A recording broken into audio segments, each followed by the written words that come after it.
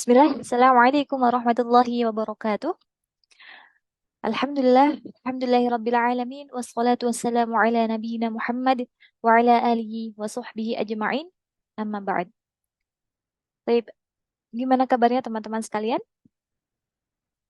Alhamdulillah ya. Alhamdulillah, taib. Perkenalkan, Ana Mala dari Rumah Quran Nur Hidayah. Pada kesempatan kali ini, insya Allah, Ana akan menjelaskan mengenai hukum nun sukun dan tanwin.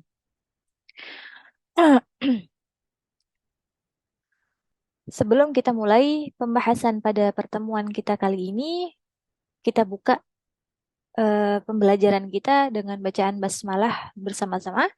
Bismillahirrahmanirrahim. Langsung saja hukum nun sukun dan tanwin.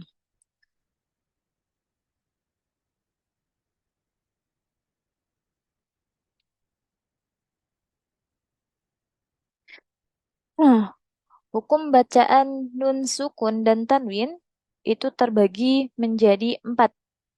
Yang pertama ada ilhar, kemudian idgham, kemudian iqlab, dan yang terakhir ada ikhfa. Yang pertama kita masuk pada pembahasan izhar. Apa itu izhar? Izhar yaitu ketika nun sukun atau tanwin bertemu dengan keenam huruf-huruf hijaiyah berikut, ya, yakni hamzah, ha, kha, ain, ghain, dan yang terakhir huruf ha.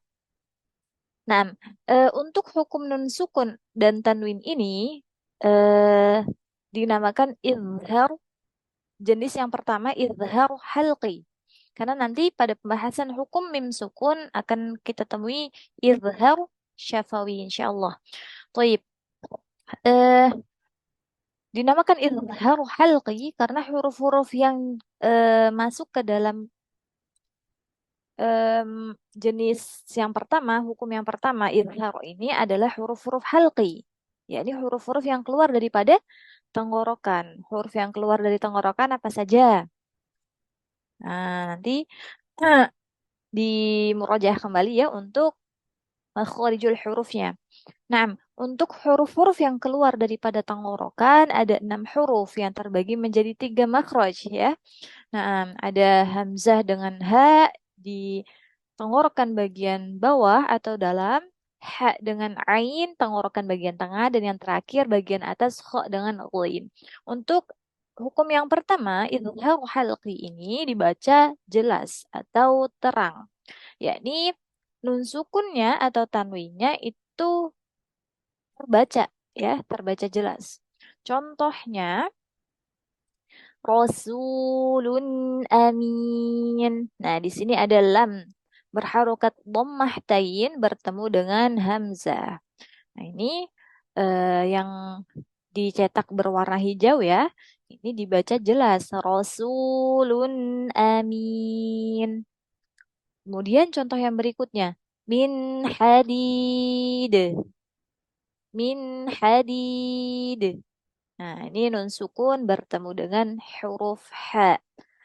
Kemudian Shadiqin hamim. Tanwin bertemu dengan huruf ha. Yang berikutnya wal munkhaniqatu an'amta wa yanhauna qardinhum. Baik, itu di antara contoh daripada hukum yang pertama, yakni hukum izhar halqi. Yang kemudian masuk yang kedua, yakni idgham. Idgham itu terbagi menjadi dua, dua jenis ya. Ada idgham bi gunnah dan idgham bila gunnah. Yang pertama kita masuk dulu ke jenis yang pertama, yakni idgham bi gunnah, yakni ketika ada nun sukun atau tanwin bertemu dengan keempat huruf berikut, yakni ya, nun, mim, dan wawu. Atau biasa kita singkat dengan yanmu. Untuk mempermudahkan kita dalam menghafalnya. Toib. Huruf eh, untuk idgham ini bagaimana cara membacanya? Cara membacanya diidghamkan atau dimasukkan, ya. Jadi dimasukkan ke dalam huruf berikutnya dengan tempo gunnah yang dipanjangkan. Jadi ada zamannya tuh, ya. Jadi tidak tidak langsung dimasukkan saja. Nah, kalau dimasukkan saja dia tanpa gunnah jadinya, ya. Nanti jadinya bukan idgham bi gunnah tapi bila gunnah. Thayyib. Contohnya di sini فذوقوا فلن نزيدكم إلا عذابا فلن nazidakum. Nah, ini yang berwarna hijau, yakni huruf nun sukun bertemu dengan huruf nun.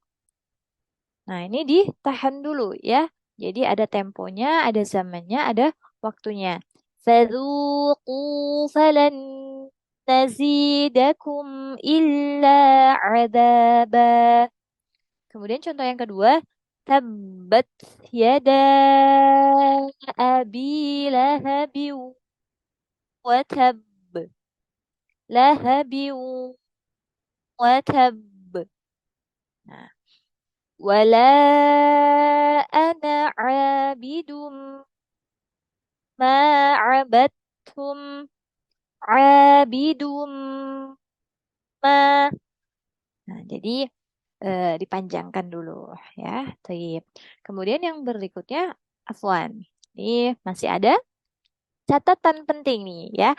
Tidak berlaku hukum idgham bi gunnah pada 4 kata berikut ini, yakni kata ad-dunya, qinwanun, qinwan.